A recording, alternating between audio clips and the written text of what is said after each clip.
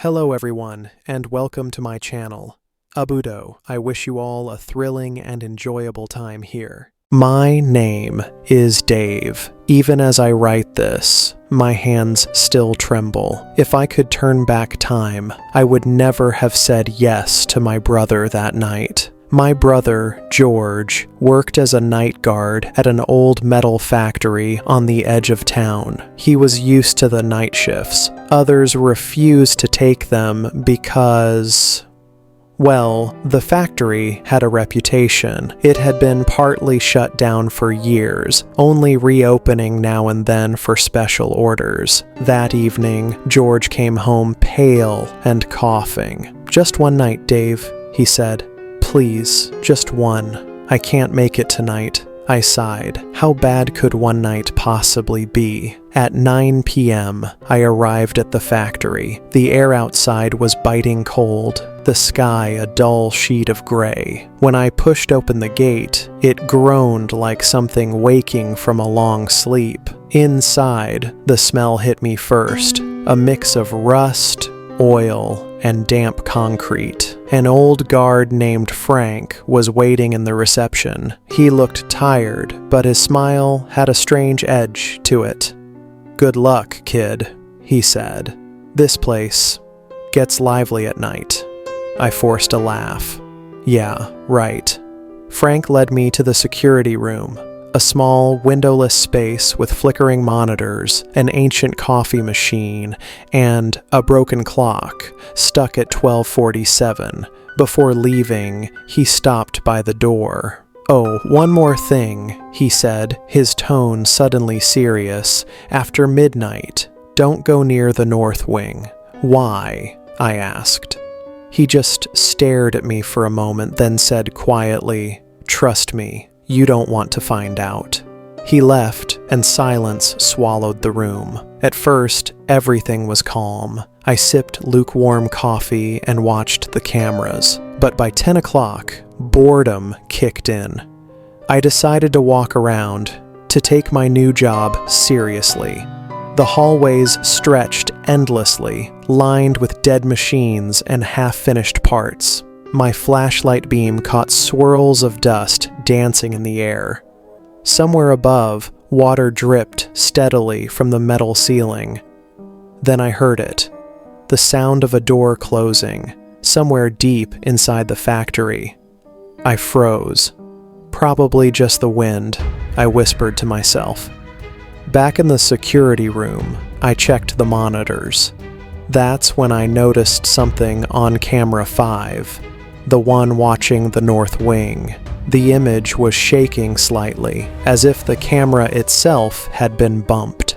Then, for less than a second, I saw a shadow move across the frame. My skin crawled. I stared at the screen, but the hallway was empty again. At 11:48 p.m., a loud clang echoed through the building. It came from the north wing. Frank's warning flashed in my mind. After midnight, don't go near the north wing. But it wasn't midnight yet. I grabbed my flashlight and stepped into the dark corridor. The deeper I went, the colder the air became. My breath started to fog. The beam of my flashlight wavered over rusted lockers, twisted pipes, and old machinery. One locker lay toppled over in the middle of the floor. It looked heavy, too heavy to fall on its own. I muttered, "Just rats," though even I didn't believe it.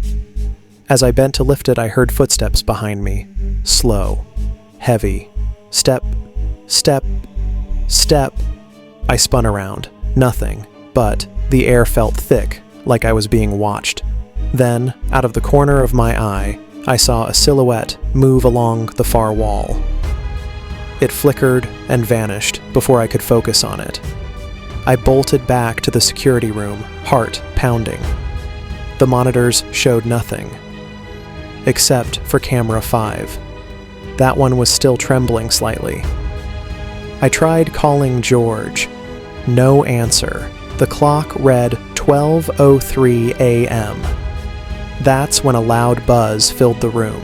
The elevator, the one that hadn't worked in years, had come to life. On camera 5, I watched as the elevator doors slowly slid open. The car was empty. Then it began moving down, descending into the basement. I swallowed hard. It's just a malfunction, I told myself. But a voice deep inside whispered, "Don't go down there." Suddenly, the door to the security room creaked open. I turned the flashlight toward it. No one. Only the long hallway beyond, shrouded in shadows. Yet I could swear something moved at the far end, barely visible in the dark. The monitors began flickering, one by one. Each went black, until only camera 5 remained. The elevator doors on the screen opened again. Something stepped out. It was tall, dressed in a dark worker's suit, but its face was nothing but a black blur, like fabric wrapped too tightly around a head. It walked toward the camera, slow and deliberate. Each step echoed like steel against steel. Then, it stopped. It tilted its head slightly, as if looking directly at me. The camera went dark.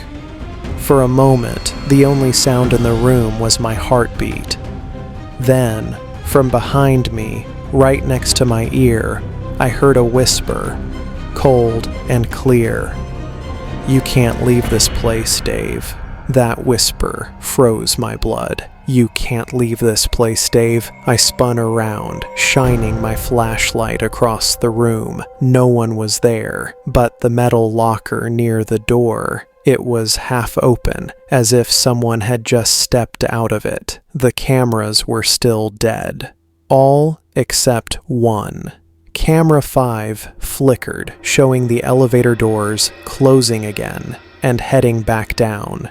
Every instinct in me screamed to get out. I ran to the main door, tried the keys. They wouldn't turn. It felt like the lock was sealed from the inside. That's when I knew I wasn't alone. I turned toward the stairwell that led underground. The air grew colder with each step. The smell of rust and damp metal filled my lungs. Each clang of my boots on the stairs echoed through the silence like a gunshot. When I reached the bottom, I found myself in a long, dim corridor. Pipes lined the walls, dripping water into dark puddles below. The hallway split into 3 directions.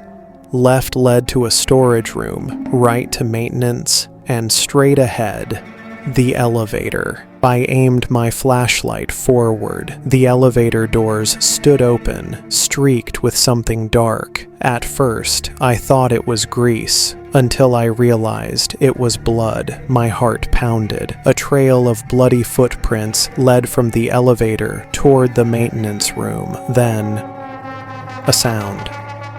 Soft breathing. It came from the other side of the wall. Slow, heavy, almost wet. I swallowed and stepped closer. The air felt thick and freezing. I pushed the maintenance door open. It groaned loudly. Inside were broken generators, rusted lockers, and twisted cables. But right in the middle of the room stood a chair, a steel chair, and chained to it was a black, suit-like outfit, like something a welder or a diver would wear. There was no person inside, but the suit seemed to breathe on its own, rising and falling ever so slightly. I pointed my flashlight at it, trembling. That's when a thin hiss came from inside the suit, as if someone had just taken a long, shaky breath. Behind me, footsteps. I turned around fast. No one there. But in the cracked mirror on the wall, I saw something standing right behind me. Tall, dark, still. I spun back again. Empty. Yet the reflection still showed it standing there, smiling.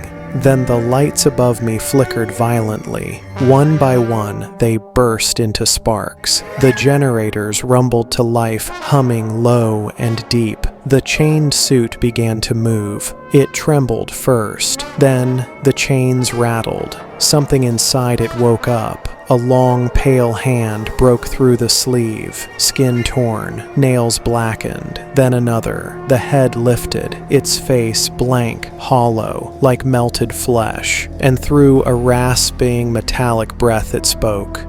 "George." I stumbled back. My brother's name. "How do you know that name?" I yelled, my voice cracking. It tilted its head. The sound it made wasn't quite laughter. It was a scraping, broken sound, like metal dragging on stone. Then it said again, slower this time, "George left me here." I didn't wait to hear more. I ran. The footsteps followed, slow and heavy. My flashlight flickered as I sprinted through the corridors, back toward the security room.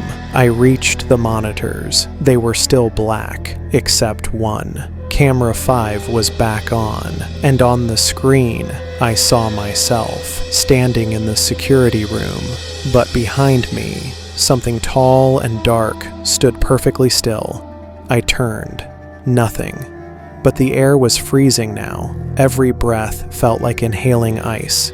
Then the ceiling light above me popped and died. The room plunged into darkness.